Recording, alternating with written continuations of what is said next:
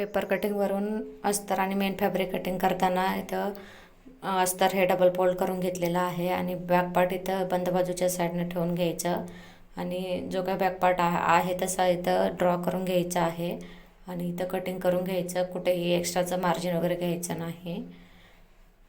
इथं back part cutting करून झालेला आहे. आता इथं बाही कटिंग करून घ्यायचं आहे. बाही कटिंग करताना पण सेम जसं बॅक पार्ट कटिंग केलेलं आहे तसंच इथं मार्किंग करून घ्यायचं जसं आहे तसं आणि मार्किंग करून झाल्यावर जसं आहे तसं इथं कटिंग करून घ्यायचं आणि बॅक पार्ट हे ठेवताना नेहमी बंद बाजूच्या साईडनेच ठेवून घ्यायचं आहे.